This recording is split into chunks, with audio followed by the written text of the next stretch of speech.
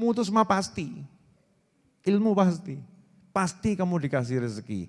Pasti kamu ditolong Allah Ta'ala. Pasti kamu diampuni Allah Ta'ala. Kalau kamu ikuti syarat dan ketentuan yang berlaku.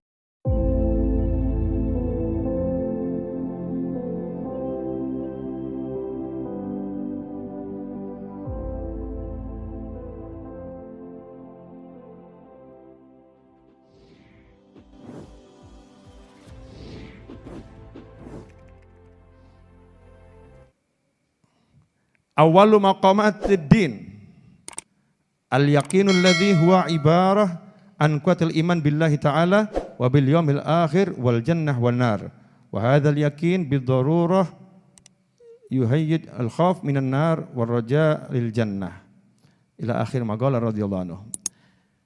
Ini panjang, cuman saya ambil intinya dulu aja. Pangkat pertama dalam agama awal. Jadi pangkat pertama, bukan pangkat paling tinggi loh. Rungokno saiki. Pangkat pertama dalam agama. Jadi kalau kita hidup, ya dan hidup harus beragama. Apalagi di Indonesia, sila pertama ketuhanan yang Maha Esa. Jadi harus ya beragama. Tidak beragama tidak boleh tinggal di Indonesia, kan begitu ya. Negara kita kan negara yang beragama, berketuhanan yang Maha Esa. Nah, awal pangkat dalam agama, dalam Islam nih, pangkatnya dalam kita beribadah, pangkat yang pertama kali adalah al-yaqin, yakin. Wah ini, kelihatannya pangkat pertama udah punya semua toh? Yakin, yakin yang pertama, yakin kepada Allah Subhanahu wa Ta'ala. Pertanyaan saya ini kalau udah dibilang pangkat pertama yakin nih, udah dapat belum pangkat pertamanya? Ini kok bungkem semua kenapa ini? Maskernya rapat betul ya? Ya saya ngomong kalau pakai masker kan suaranya nggak jelas, jadi yang ngomong dibuka maskernya. Jaraknya sudah lebih dari 2 meter. Boleh lanjut? Jadi pangkat pertama apa tadi? Yakin. Nah sekarang kita lagi belajar apa? Yakin. Tiap hari belajar, yakin. Berarti enggak pernah naik? Enggak pernah naik pangkat. Mestinya kalau bahas yakin itu selewat, yakin, bayi. Itu ilmu awal dulu saya masih bayi itu sudah yakin. Masa sekarang diajari yakin. Bayi itu ilmu yakin tingkat tinggi loh.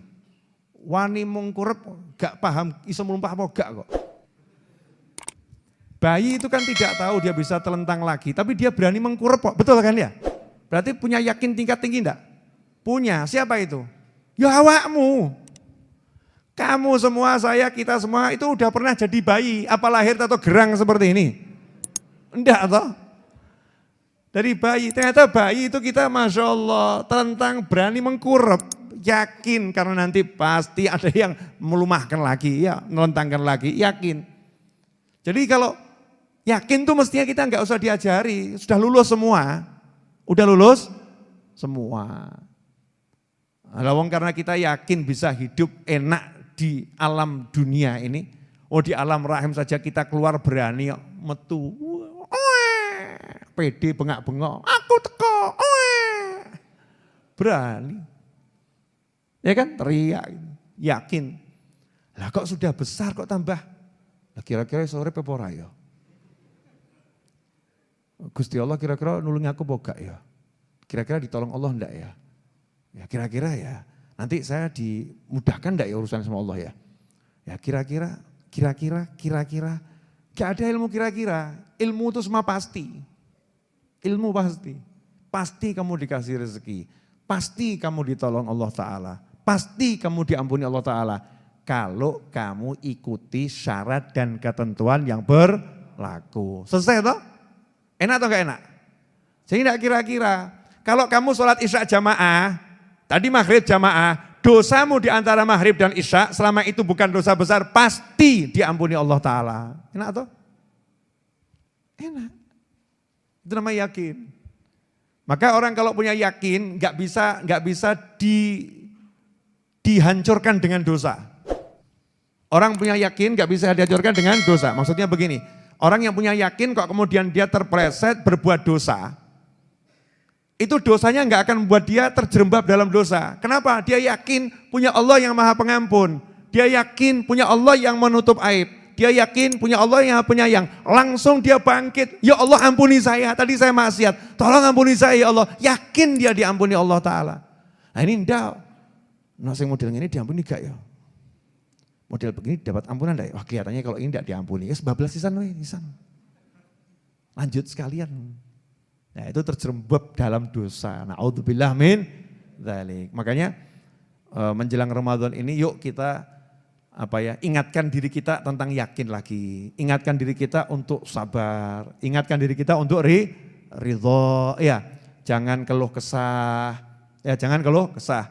Apapun yang terjadi dalam kehidupan kita ini belajar untuk bisa nahan. Nah, itulah al-akhlak. Jadi akhlak yang mulia itu adalah kemampuan. Ya, akhlak yang mulia adalah kemampuan menanggung beban derita. Itu namanya akhlak. Dijewer gak nangis, itu namanya akhlak. Dipukul kok dia sabar, itu namanya akhlak.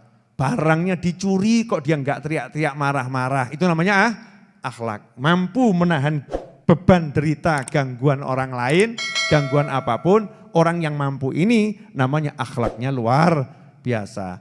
Imam Malik rahimahullah ngucap hadisnya Nabi Muhammad SAW, wajahnya pucat terang, muridnya lihat, rampung ngajar ditanya, guru saya tadi lihat kakimu itu disengat oleh kala jengking, saya hitung 16 kali tadi nyengatnya itu.